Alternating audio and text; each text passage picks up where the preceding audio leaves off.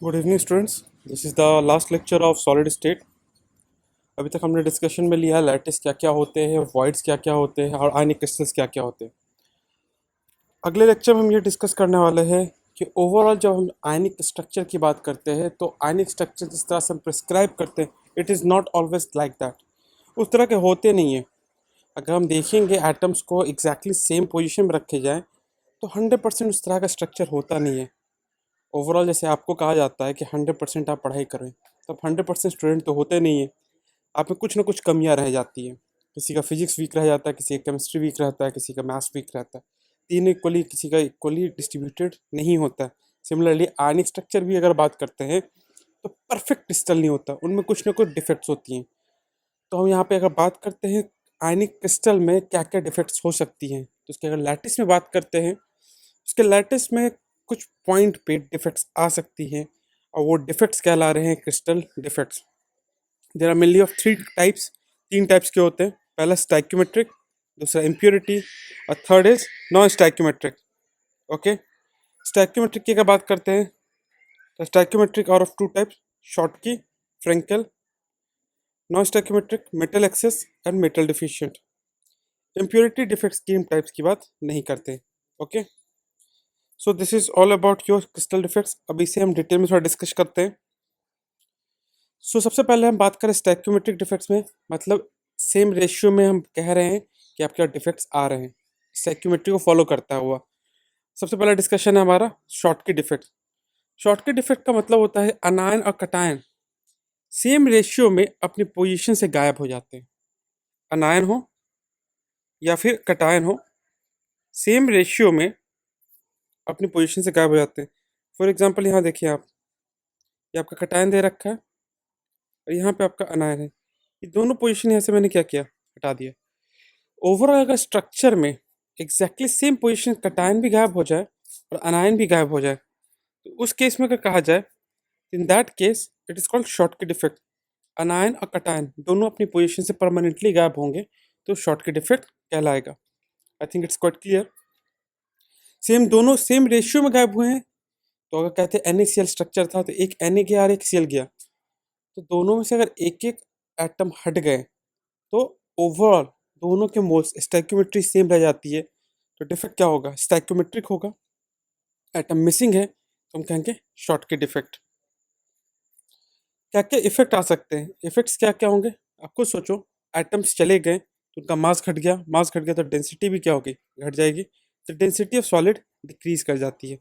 साथ ही साथ electrical conductivity की बात करते हैं। सिंस आयंस बाहर निकल रहे हैं, आयंस का मूवमेंट हो रहा है, तो इलेक्ट्रिकल कंडक्टिविटी क्या होगी, बढ़ जाएगी। तो दो इफेक्ट हमको दिख रहे हैं। पहला हमने कहा डेंसिटी आपका डिक्रीज कर जाएगा, दूसरा कंडक्टिविटी बढ़ जाएगी क्योंकि आयंस का मूवमेंट हो रहा है। और जैसे जैसे टेम्परेचर आप बढ़ाएंगे वैसे वैसे शॉर्टकट इफेक्ट भी क्या होता है, बढ़ जाता है। Schottky effect increases as temperature increases. Okay, कहाँ मिलता है, ये उन आयनिक क्रिस्टल्स में मिलता है जहाँ पे कोऑर्डिनेशन नंबर बहुत ज़्यादा होता है और रेडियस रेशियो भी क्या होता है, ज़्यादा। High coordination number, high radius ratio. आपको याद होगा रेडियस रेशियो हमने पढ़ा था। तो high coordination number, high radius ratio लगभग सेम ही रहते हैं। जैसे 0.732 है तो हम क्यूबिक कह रहे थे, 0.44 अगर बात कर रहे थे तो हम कह रहे थे ऑक्टाहेड्रल। तो हाई रेडियस रेशियो या high coordination number, for example NaCl। और यहाँ पे देखते हैं तो हम कहते हैं कि आपके पास FCC है और ऑक्टाहेड्रल वर्ड्स में Na जा रहा था। KCl, KBr, सीजियम क्लोराइड, इन सब में शॉर्टकट इफेक्ट्स दिख सकते हैं। मेनली आपको ये बात ध्यान रखनी है कि शॉर्टकट इफेक्ट होता क्या है और उसका इफेक्ट क्या होता है। एग्जाम्पल्स बोर्ड्स में लिखने के काम आता है, ऐसे कभी पूछा नहीं जाता कि NaCl में कौन सा डिफेक्ट है होगा। ठीक है, बस ये ध्यान रखिए कि अगर एटम्स मतलब आपके कटायन आना है पोजीशन से परमानेंटली मूव हो जाते, गायब हो जाते, तब उसको हम कहते हैं that is your Schottky defect. Okay, अगला हम डिस्कस कर रहे हैं दैट इज स्टैक्योमेट्रिक डिफेक्ट में सेकंड है आपके पास फ्रेंकल डिफेक्ट। फ्रेंकल डिफेक्ट में हम कह रहे हैं कि आपके पास जो एटम है, आपके पास एटम है, कटायन है और अनायन है। लेट से आपका एक कटायन अपनी पोजीशन को छोड़ दिया, ये कटायन जो है आपका पोजीशन को छोड़ के इस पोजीशन पे आ गया। ये आपके यानी क्रिस्टल में है लेकिन अपनी पोजीशन छोड़ दिया, क्योंकि मैं ऐसा कहता था लैटिस में कटायन वॉइड्स में जाता है। जैसे मैं ऑक्टाहेड्रल वॉइड में डाल रहा हूँ या टेट्राहेड्रल वॉइड में डाल रहा हूँ, वो अपनी वॉइड की पोजीशन छोड़ के किसी और पोजीशन पे चला जाए, स्टिल फॉर्मूला सेम रहेगा, फॉर्मूला में कोई चेंज नहीं आएगा, बट उसने पोजीशन चेंज कर ली बस। तो ऐसा डिफेक्ट जहाँ पे आपके पास आयन जनरली कटायन होता है, आयन जनरली कटायन जो अपनी पोजीशन छोड़ के कोई इंटरस्टिशियल पोजीशन को ऑक्यूपाई करता है लैटिस में, उसको हम कहते हैं फ्रेंकल डिफेक्ट। आयन ने अपनी पोजीशन छोड़ दी, आयन के अंदर ही है, मतलब क्रिस्टल के अंदर ही है, बट उसने अपनी पोजीशन छोड़ दी है, तो हम उसको कहेंगे दैट इज फ्रेंकल, फ्रिंकल। ओके, तो फ्रेंकल डिफेक्ट क्या होगा? सिंस आपका आयन बाहर नहीं गया तो जो फॉर्मूला पहले था बाद में भी सेम रह गया, स्टोइकियोमेट्रिक डिफेक्ट है। ओके, बस अपनी पोजीशन को छोड़ देता है। तो डेंसिटी पे क्या इफेक्ट आएगा अगर हम ये पूछना चाहें आपसे, तो अगर हम कहते हैं कि अगर इसमें देखा जाएगा तो डेंसिटी आपके पास कांस्टेंट रह जाएगी, डेंसिटी में कोई चेंज नहीं आएगा। ओके, डेंसिटी में कोई चेंज नहीं आएगा। ओके, आगे बढ़ते हैं, नॉन स्टोइकियोमेट्रिक डिफेक्ट की बात करते हैं। तो नॉन स्टोइकियोमेट्रिक डिफेक्ट क्या क्या हो सकते हैं? तो नॉन स्टोइकियोमेट्रिक डिफेक्ट, तो इसमें सबसे पहला डिफेक्ट है मेटल एक्सेस। नाम से ही आपको आइडिया लग जा रहा है, मेटल बढ़ जाता है, मेटल एक्सेस। तो किसी आयनिक क्रिस्टल में अगर मेटल बढ़ाना है तो दो तरीके, पहला कटायन डाल दें तब मेटल बढ़ जाएगा, या अनायन को कम कर दें तब भी मेटल बढ़ जाएगा। तो there are two ways by which you can increase metal, addition of cation और रिमूवल ऑफ अनायन। मैंने बाहर से एक कटायन डाल दिया तो कटायन बढ़ गया, बट जैसे ही आपने कटायन डाला तो इलेक्ट्रॉन्स मिसमैच हो जाते हैं, जितना पॉजिटिव चार्ज उतना निगेटिव चार्ज नहीं है। तो क्या करता है इस केस में, जब कटायन बाहर से आपने ऐड किया तो बाहर से कहीं से इलेक्ट्रॉन को भी अपनी ओर अट्रैक्ट करता है और अपनी ओर कैप्चर कर लेता है। तो हम कहते हैं कि कटायन का बढ़ना साथ ही साथ इलेक्ट्रॉन आ जाता है इसमें। ओके, ऐसा केस है addition of cation. Total charge क्योंकि इलेक्ट्रॉन आ गया तो कांस्टेंट ही रह गया। जिस कटायन बाहर से है उसका मास होगा तो डेंसिटी क्या होगी? बढ़ जाएगी, डेंसिटी इंक्रीज करेगी। इलेक्ट्रिकल कंडक्टिविटी भी बढ़ जाएगी। इलेक्ट्रिकल कंडक्टिविटी बढ़ने का मेन रीज़न क्या है? इलेक्ट्रॉन का आना। इलेक्ट्रॉन का जब मूवमेंट होता है कंडक्टिविटी इंक्रीज करेगी। सिंस इलेक्ट्रॉन आ रहा है और इलेक्ट्रॉन अगर देखा जाए तो विजिबल रेंज में अगर लाई करता है तो हम कहेंगे उसका कलर भी ऑब्जर्व होगा। सिंपली हम कहते हैं colour can be observe due to transition of electron, electron का ट्रांजिशन के चलते। जैसे कि अगर NaCl को सोडियम के ही वेपर में गर्म करोगे, सोडियम उसमें जाके ऐड हो जाता है तो नॉन स्टैक्योमेट्रिक स्ट्रक्चर बनता है Na1.1Cl इस तरह का। तो मेटल बढ़ा दिया तो मैंने कहा कि एडिशन ऑफ कटायन हुआ, और ये नॉन स्टैक्योमेट्रिक डिफेक्ट भी है। दूसरा क्या मैंने कहा कि अनायन को हटा दो, रिमूवल ऑफ अनायन। इस पोजीशन से मैंने अनायन को क्या किया? हटा दिया।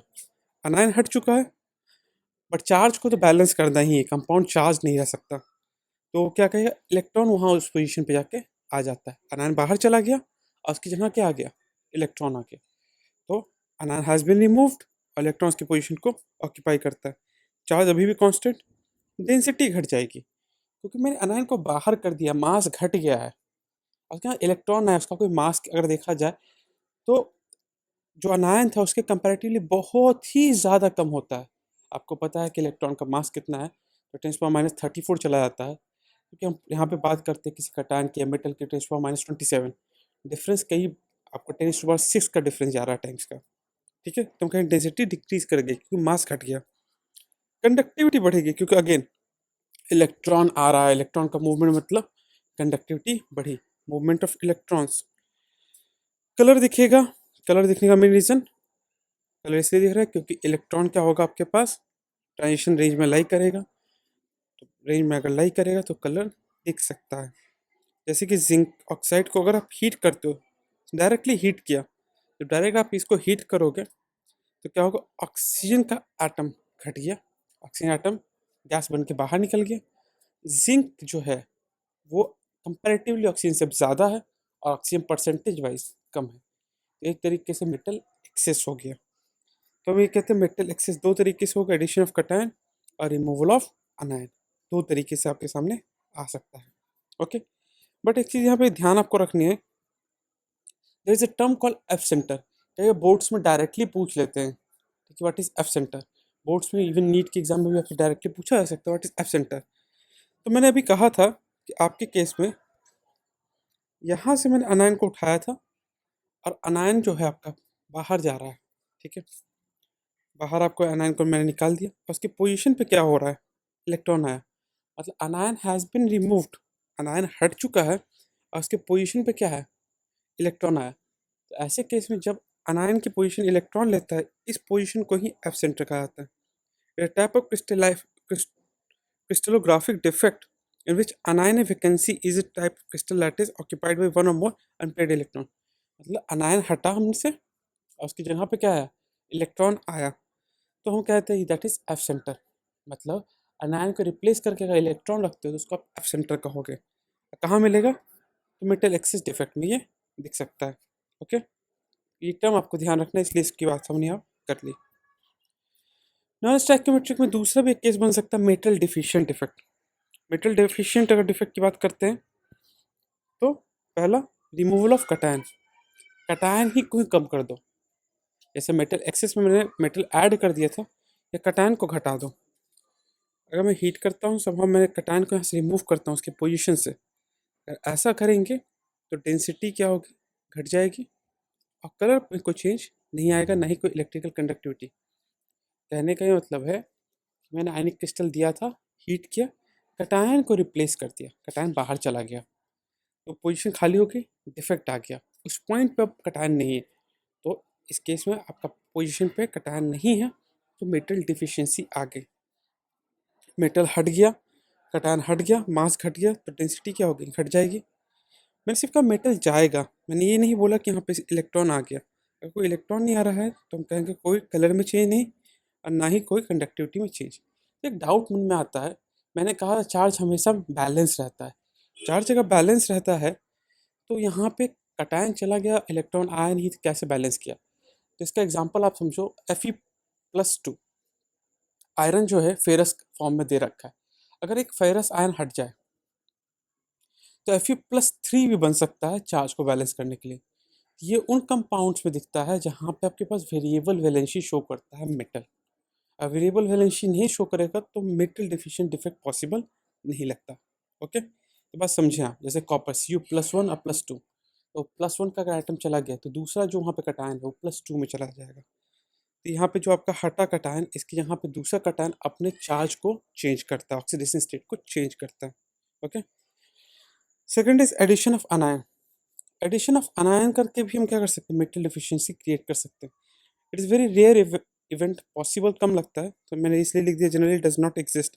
ऐसा होता नहीं है, बट अगर बाई द वे थ्योरेटिकली होता तो अनायन ऐड की डेंसिटी बढ़ जाती, कंडक्टिविटी या कलर में कोई चेंज ज़्यादा नहीं दिखता।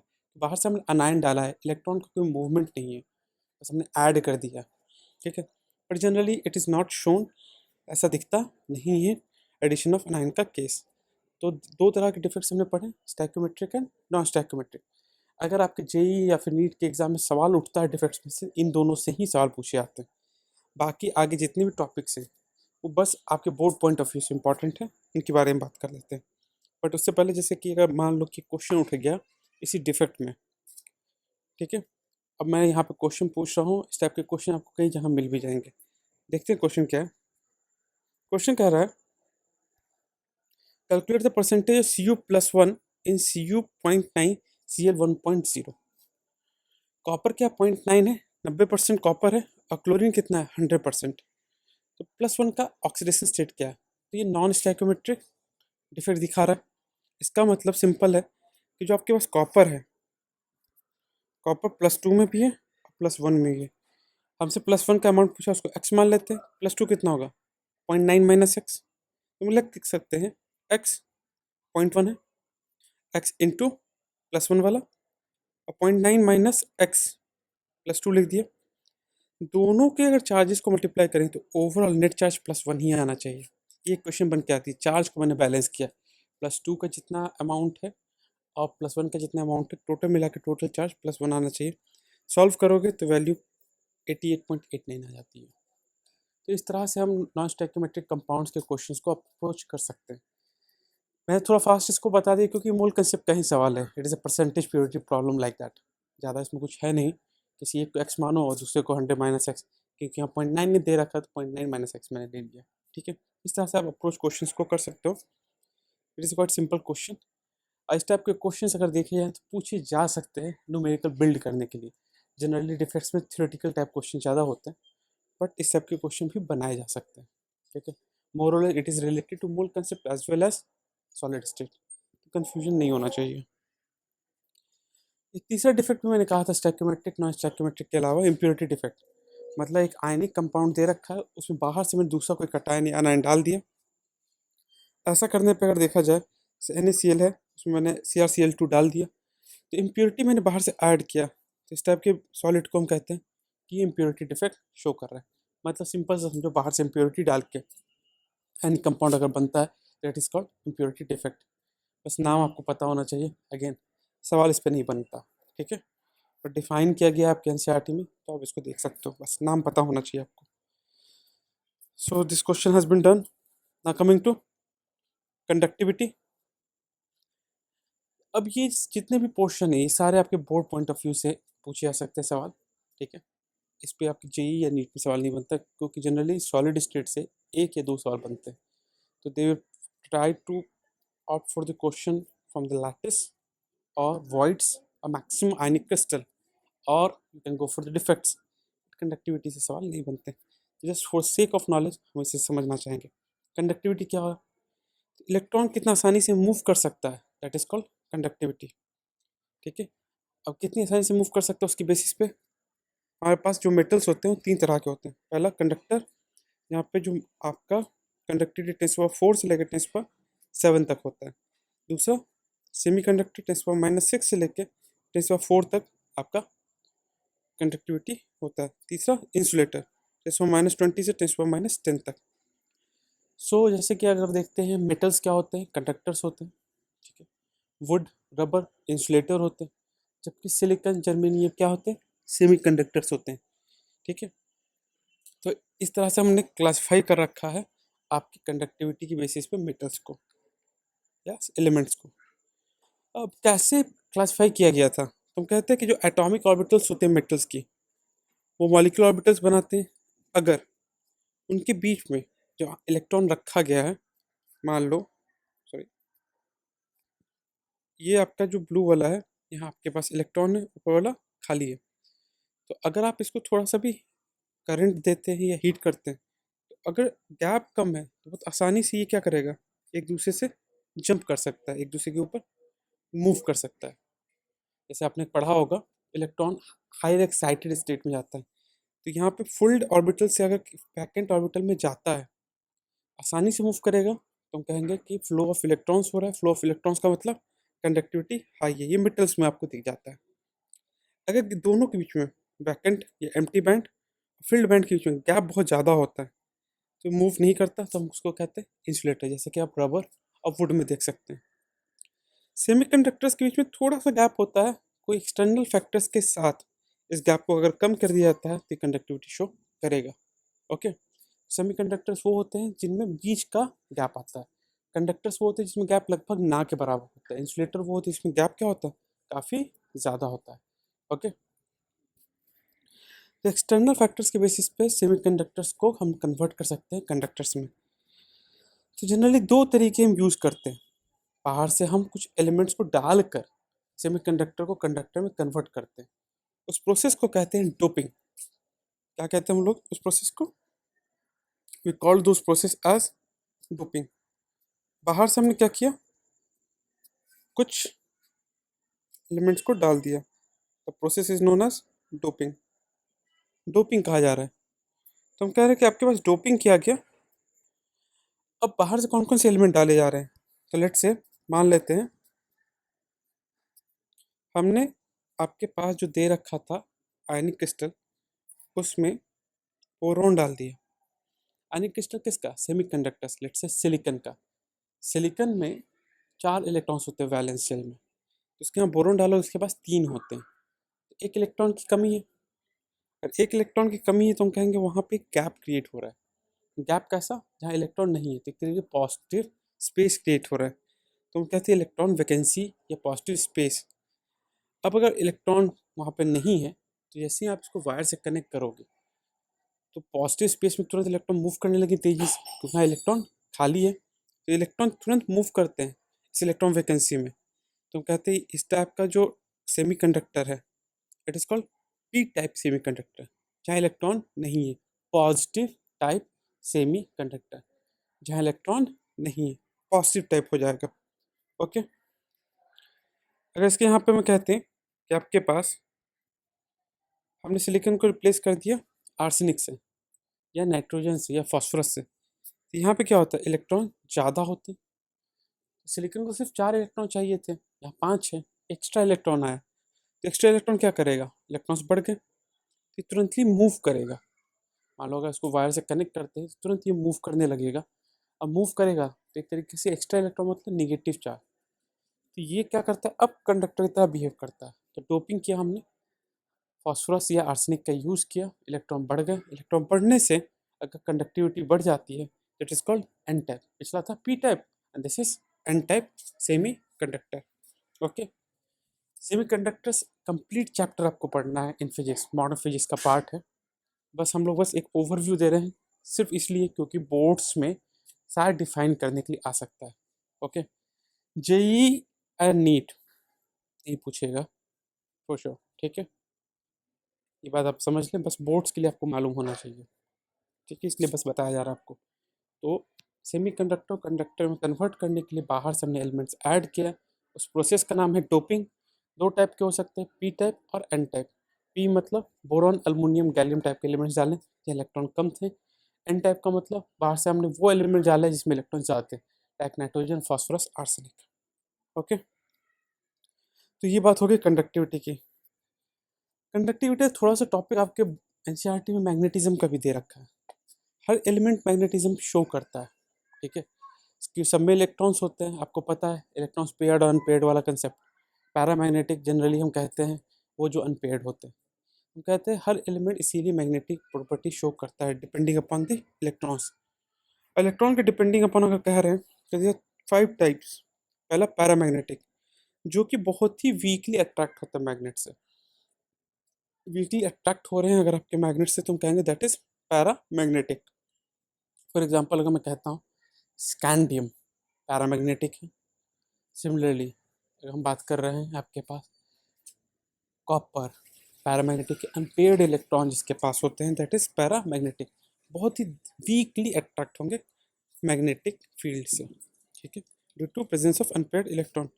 डायमैग्नेटिक अट्रैक्ट नहीं होते, ये रिपेल होते हैं मैग्नेटिक फील्ड से। क्यों, क्योंकि जितने भी इलेक्ट्रॉन्स हैं सब पेयर्ड होते हैं।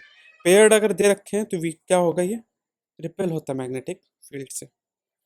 ओके, सिमिलरली फेरोमैग्नेटिज्म, फेरो नाम में ही आपको क्लियर हो रहा है, नाम में अगर दे रखा फेरो, आयरन के जैसा जो एलिमेंट है। आयरन आपने देखा होगा, बचपन से देखते हो, मैग्नेट से तुरंत मैग्नेट कहाँ अट्रैक्ट होता है, आयरन पर। तो आयरन जैसे एलिमेंट्स को हम फेरोमैग्नेटिक कहते हैं। कौन कौन से एलिमेंट हो सकते हैं, खुद आयरन, निकल, कोबाल्ट, क्रोमियम, ऐसे एलिमेंट्स जो कि बहुत ही ज़्यादा अट्रैक्ट होते हैं, स्ट्रांगली अट्रैक्ट होते हैं मैग्नेटिज्म से, ठीक है। तुम कहते हैं जो स्ट्रांगली अट्रैक्ट होता है मैग्नेटिक फील्ड में दे आर कॉल्ड फेरोमैग्नेटिज्म, ठीक है। They are permanently magnetize, permanently magnetic रहते हैं, हमेशा मैग्नेटिक प्रॉपर्टी शो करते हैं। इनमें छोटे छोटे अगर हम देखते हैं मेटल्स में रीजन्स होते हैं, छोटे छोटे पार्ट्स में अगर इसको तोड़ देते हैं उसको हम कहते हैं डोमेन्स। जैसे ये मैंने जो एरो बनाया है ये एक डोमेन है, ये एक डोमेन है, ये भी एक डोमेन है और ये भी एक डोमेन है, ठीक है। तो अगर मैग्नेटिक फील्ड में लगा देते हैं तो डोमेन्स का डायरेक्शन सेम होता है जो मैग्नेटिक फील्ड का होता है। आप देख सकते हो सारे एरो क्या है, सेम डायरेक्शन में, सेम डायरेक्शन में, तो कहेंगे दिस इज फेरोमैग्नेटिक क्योंकि डोमेन सेम डायरेक्शन में अरेंज्ड है। पहला हमने पढ़ा पैरामैग्नेटिक, दूसरे डायमैग्नेटिक, थर्ड इज फेरोमैग्नेटिज्म।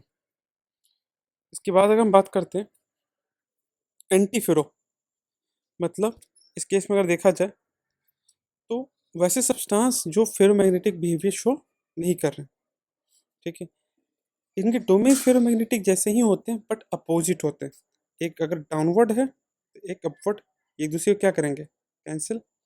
एक downward upward cancel, downward upward cancel, downward upward cancel. तो जितना अपवर्ड है उतनी डाउनवर्ड है।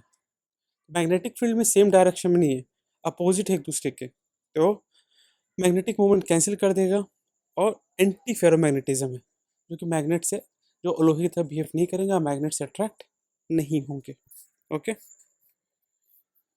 Last is ferrimagnetism. ठीक है, ये ओवरऑल आयरन जैसे ही होते हैं लेकिन वीकली अट्रैक्ट होते हैं। ठीक है, आयरन जैसे इन द सेंस बहुत ही वीकली ये अट्रैक्ट हो सकते हैं, they can show big property like iron. इसमें जो डोमेन्स होते हैं, मान लो यहाँ पे आपका अपवर्ड डोमेन है, उसके कंपेरेटिव छोटा सा डाउनवर्ड डोमेन है। तो अपवर्ड क्या है, ज़्यादा है, और डाउनवर्ड कम। इक्वल नहीं है, अनइक्वल आपके पास अनइक्वल डोमेन्स दे रखे हैं, अनइक्वल डायरेक्शन में डोमेन्स दे रखे हैं, that is called ferrimagnetism. तो हमने 5 पढ़े। पहला पैरामैग्नेटिक, अनपेयर्ड इलेक्ट्रॉन्स, डायमैग्नेटिक, सारे paired electrons, ferromagnetism. Just like iron, जो मैग्नेटिक फील्ड में जिसके डोमेन्स क्या हो, एक डायरेक्शन में हो। एंटी फेरोमैग्नेटिज्म, मतलब मैग्नेटिक डोमेन्स एक दूसरे को कैंसिल कर रहे हो। फेरी मैग्नेटिज्म, फेरी मैग्नेटिज्म का सिंपल सा मतलब क्या था कि आपके पास अनइक्वल डायरेक्शन में डोमेन्स दे रखे हो। तो 5 टाइप्स ऑफ मैग्नेटिज्म प्रॉपर्टी जो आपको दिखती है। सिंस अगेन मैं फिर से रिपीट कर रहा हूँ, आपको बस डिफेक्ट्स तक ही ध्यान रखना है फॉर जेई और नीट पॉइंट ऑफ व्यू। कौन कौन सी चीज़ें, Schottky defect, Frenkel defect, metal excess, metal deficient, F centre. बाकी सारी चीज़ें बोर्ड पॉइंट ऑफ व्यू से आपको बताई गई हैं। Okay, so this is all about your defects. Homework में आपको लिए मैंने एक क्वेश्चन रख दिया है, जस्ट लाइक मैंने क्वेश्चन दिया था वैसे ही, कि कैल्शियम क्रिस्टलाइज होता है, सीसी लैटिस बना रहा है, इसका एज लेंथ आपको दिया है, आपको डेंसिटी बतानी है। जब मानते हैं उसमें 0.1% फ्रेंकल डिफेक्ट है और एक बार 0.1% शॉर्ट की डिफेक्ट है। कैसे करेंगे, तो डिफेक्ट्स के लिए हम सिंपली एक को एक्स मान लेंगे और दूसरे को आप 100 माइनस 0.1 समहाउ इस तरह से अप्रोच कर सकते हैं एक्स मान के। Again it's simple question of mole concept, solid state नहीं है। सॉलिड स्टेट बस इतना सा है कि आपको पता हो शॉर्ट की डिफेक्ट क्या है, तो डेंसिटी बढ़ेगी घटेगी, और फ्रेंकल डिफेक्ट क्या है, शॉर्ट डेंसिटी बढ़ेगी या घटेगी। And since this chapter has been done, मैंने कहा था कि डिफेक्ट्स तक ही आपका सवाल है, बाकी बस बोर्ड पॉइंट ऑफ व्यू से था।